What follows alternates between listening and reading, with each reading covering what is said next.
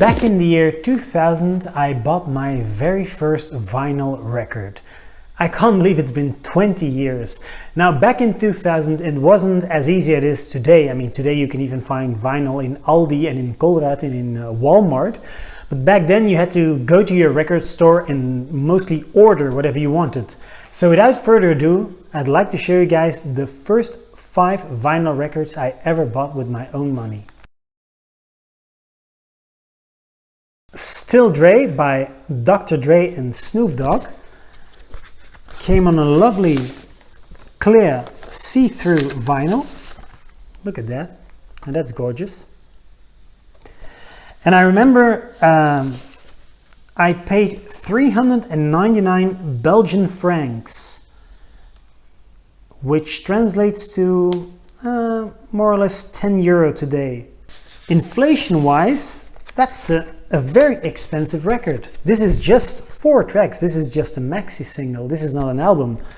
So this is at least 16-17 euro in today's money. The second vinyl I ever bought was also a maxi single. Albums were quite rare at the time, full albums. Spiller and Sophie Ellis Bextor with Groove Jet, If This Ain't Love.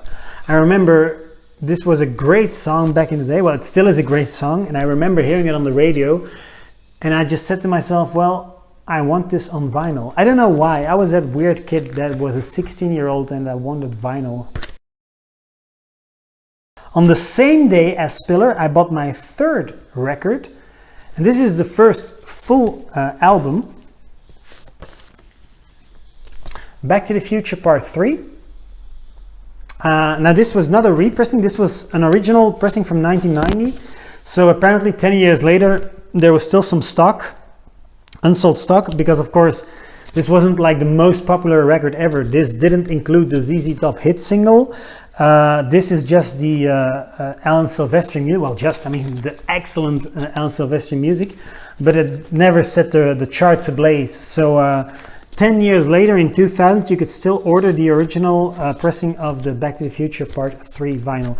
I believe I paid this one 599 Belgian francs, which is 15 euros. So again, inflation-wise, we're talking at least 24-25 euro nowadays.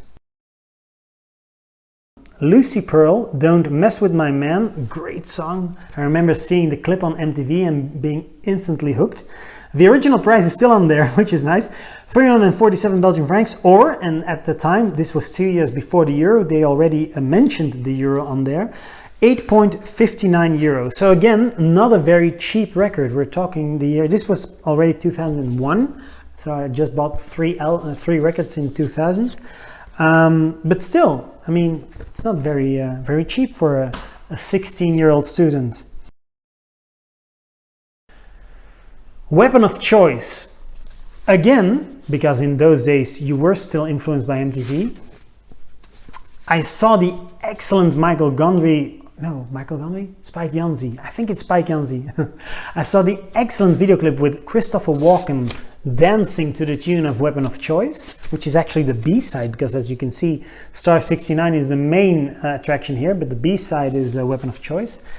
And I was just blown away by the quality of the song, so I knew I had to have it on vinyl. So I bought this one as well in 2001.